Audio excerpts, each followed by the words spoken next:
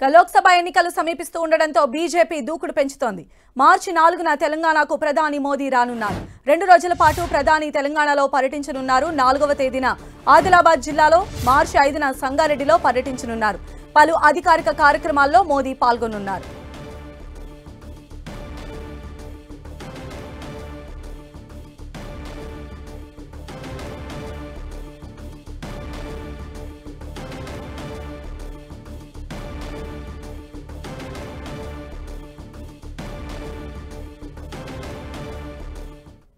ప్రధాని మోదీ టూర్ కు సంబంధించిన అప్డేట్స్ మా ప్రతినిధి అజయ్ అడిగి తెలుసుకుందాం. అజయ్,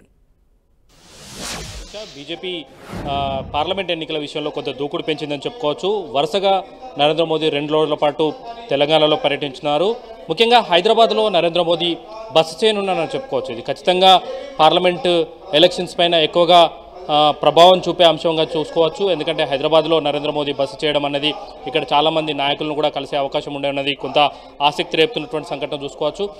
ఇక మోదీ పర్యటన అధికారిక షెడ్యూల్ కూడా విడుదలైనటువంటి సందర్భం కనబడుతుంది. ఎక్కడెక్కడ ఏ టైంలో పాల్గొంటున్నారో చూసుకున్నట్లయితే ముందుగా నరేంద్ర మోదీ 4వ తేదీన నాగ్పూర్కు ప్రత్యేక విమానంలో చేరుకుంటారు. నాగపూర్ నుండి హెలికాప్టర్ల ద్వారా 10:20కి ఆదిలాబాద్కు చేరుకుంటారు. అక్కడ నుండి 10:20కి ఆదిలాబాద్కు చేరుకున్నటువంటి నరేంద్ర మోదీ 10:30కి అధికారిక కార్యక్రమాల్లో ఏర్పాటు చేసినటువంటి ప్లేస్కు చేరుకుంటారు.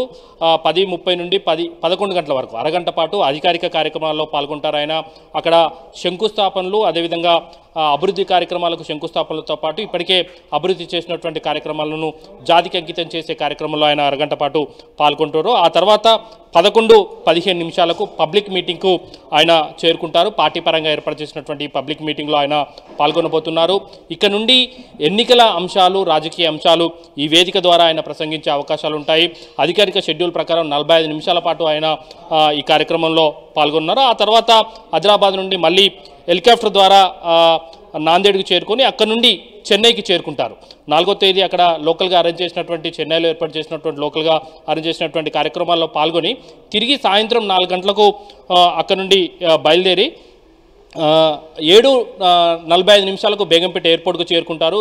బేగంపేట ఎయిర్పోర్ట్ నుండి రాజ్భవన్కు చేరుకొని హైదరాబాద్లోని రాజ్భవన్లో ఆయన బస చేస్తారు. రాత్రంతా కూడా రాజ్భవన్లోనే బస చేస్తారు. మళ్ళా తెల్లారి 5వ తేదీన ఉదయం 10 గంటలకు రాజ్భవన్ నుండి బయలుదేరి బేగంపేట ఎయిర్పోర్ట్ ద్వారా సంగారెడ్డికి చేరుకొని అక్కడ లోకల్గా అరేంజ్ చేసినటువంటి అభివృద్ధి, అదేవిధంగా అభివృద్ధి కార్యక్రమాలకు శంకుస్థాపనలు చేయడం, ఇప్పటికే అభివృద్ధి చేసినటువంటి ఏవైతే కార్యక్రమాలు ఉన్నాయో ఆ ప్రాజెక్టులకు జాతికి అంకితం చేసే కార్యక్రమంలో ముందుగా ఆయన పాల్గొంటారు. మనం టైం చూసుకున్నట్లయితే ఖచ్చితంగా చూసుకున్నట్లయితే ఏదైతే 10:45 నుండి 11 గంటలకు ఆయన అధికారిక కార్యక్రమాల్లో పాల్గొంటారు. అదేవిధంగా 11:20 నిమిషాలకు పబ్లిక్ మీటింగ్కు చేరుకుంటారు. పార్టీ పరంగా ఏర్పాటు చేసినటువంటి సభ ఇది.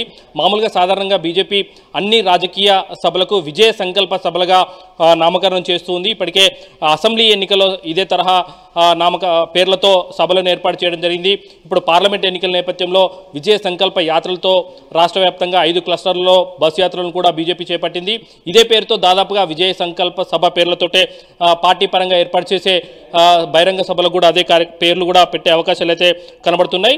అయితే 11:30 నుండి 12:15 వరకు అంటే మళ్ళీ 45 నిమిషాల పాటు సంగారెడ్డిలో ఏర్పాటు చేసినటువంటి పార్టీ పరంగా ఏర్పాటు చేసినటువంటి బహిరంగ సభలో పాల్గొంటారు. ఆ తర్వాత తిరిగి బేగంపేట ఎయిర్పోర్ట్కు చేరుకొని అక్కడ నుండి ఒడిశాకు వెళ్తారు.